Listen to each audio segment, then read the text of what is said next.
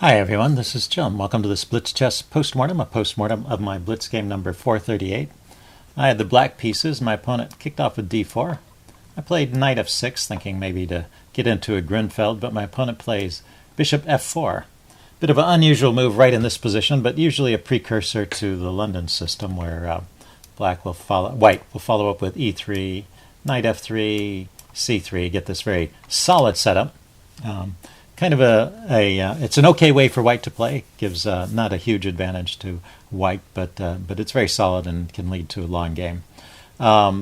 Anyway, my opponent actually had different ideas. After d5, he played c4 immediately, and I just played c6, which you can see is the top choice here. It's an unusual situation. I wasn't sure what to think of it. And c6 transposes back into a Slav defense, where this is an okay setup, it looks like. But the chess engine's saying I can get away with the move c5, which is an interesting way to play. And, this was a short game, so we have time to look at some of these variations in the opening. So I think c5 is one of those moves. If you can get away with it as black, you often want to play it against d4. You're trying to undermine the center. And if white tries to grab the pawn here, it looks like you can first develop a knight, which also controls the b4 square, making it difficult to defend that pawn. And then, and this also comes with the threat of e5 here, kicking the bishop and just winning the pawn. So knight f3 to stop the e5 move, but you play e6 in that case, and you're still winning the pawn back. Let's see, normal developing moves. And this is an okay position, e3. It's not like black is winning or anything, but black is equalized and it's a comfortable position. So that's probably the best way to play against this early c4 line, is to respond with c5. It's just a very funny-looking situation with these four pawns all facing off against each other. Not the typical kind of situation you see. Anyway, I played c6. And my opponent goes knight c3. We get a little bit of normal development. Once again, I could, well, not once again. Actually, the computer's saying I could take on c4. I eventually take there, but I wait a few moves. Plays a3. He could have defended here, defended his c-pawn with e3, and that might have been a little bit better.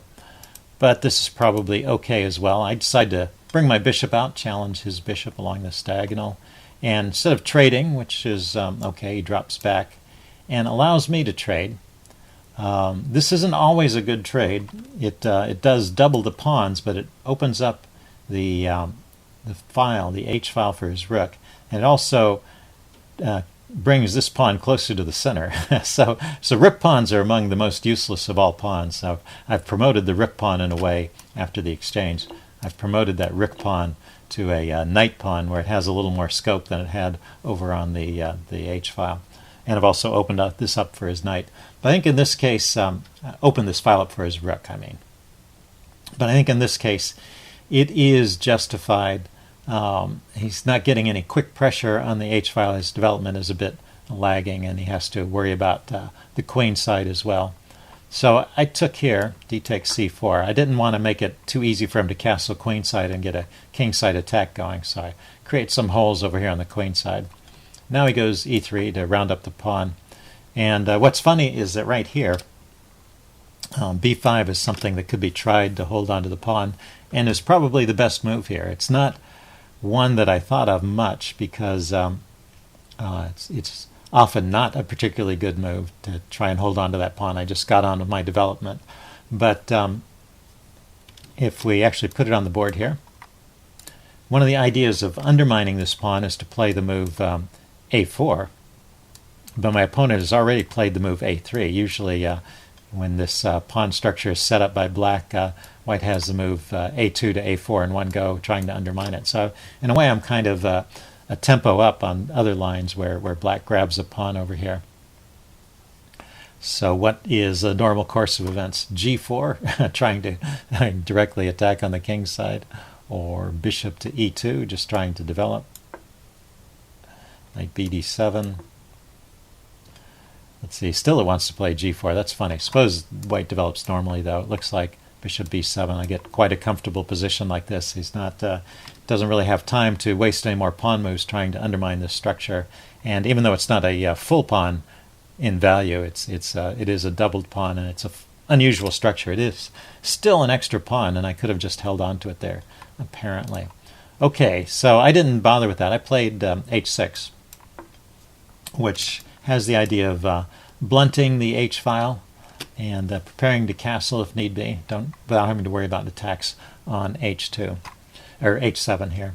So my opponent grabs the pawn back, and we get a position where white's a little better. Knight f3, some normal development. And here I decide to break with c5. This is maybe a little bit optimistic, although the engine misevaluates it at first. Yeah, you got to wait till it settles down. It wants to take right away. If it takes, and I take back, and we get this queen trade. It was one of the lines the engine was recommending. This doesn't really lead to a whole lot. He can get this quick check in. King can come over here comfortably. And I think, white has a little more space. I have to figure out how I'm going to develop this bishop, but it looks like I can solve all these problems. I don't think black has much to worry about in this kind of position, particularly with the queens off. So, I don't think that's too bad. What he played is interesting. Wasn't the top engine choice, but it's an interesting way to play. He pushes on with the d pawn and goes after my center, trying to undermine the pawns in front of my king before I've castled here. So I responded with knight b6. I noticed his bishop was loose, and I was hoping maybe I could just round up this pawn. And I think I'm doing okay here. Let's see, the engine is recommending bishop b5 check to get out of that and to hold on to the pawn.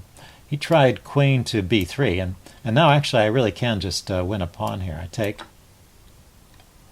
He throws in this check. I block with the bishop, and he plays knight to e5. So far so good. I've grabbed a pawn, I'm holding on to it, and the bishop is adequately defended.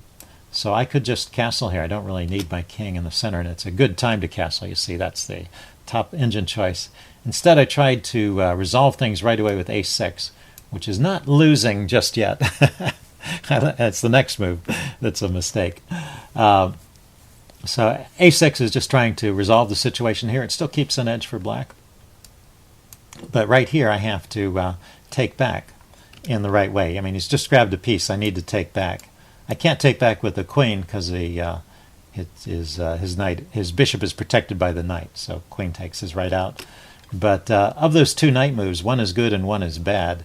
So, and if you want to look at the engine evaluation, you can see which one is good and which one is bad.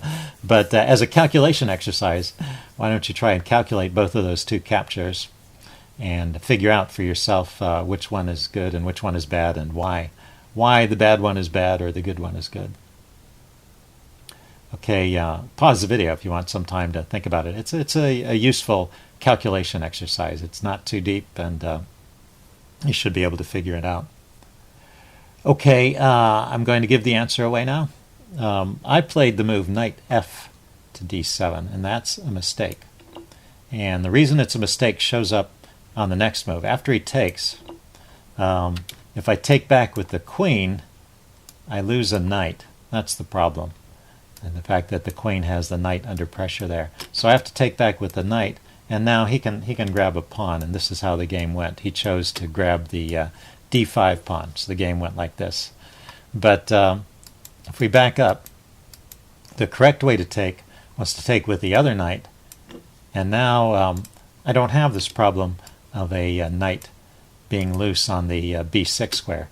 So when he takes here, he doesn't have to take. He could just stay a pawn down. But when he takes, now I can take back with the queen, which is what I intended all along. And the queen is here defending all of my pawns. And I'm just a pawn up in this position, so I'd be fine.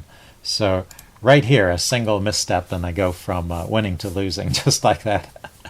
The evaluation shifts from pawn up to pawn down. Anyway, that's how it was played. I took with the f knight. He took. I took back, and then he grabbed the d-pawn. So right here, I guess I was somewhat rattled, but right here I make a second mistake. I could just castle here, and if he tries to get more pressure on the knight, I could move the knight away. Instead, I was worried about this pawn, which is hanging. I think I needed to just give up on the b pawn here. That's probably why the evaluation shifts from pawn up to pawn down, is he can actually scoop up 2 pawns here. But I can't let this situation with the knight hang around too long. So b5 is a big mistake. And well, if he had played rook d1 here, he didn't play this, but this is the best play. What's interesting is, you know, at first I thought I could just move the knight away. So another tactical quiz for you. What's wrong with just playing knight f3 here and allowing all these trades?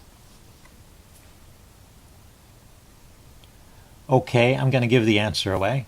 If I play knight f3, he doesn't have to trade. What he does have here is a very nice sidestepping move, queen c6.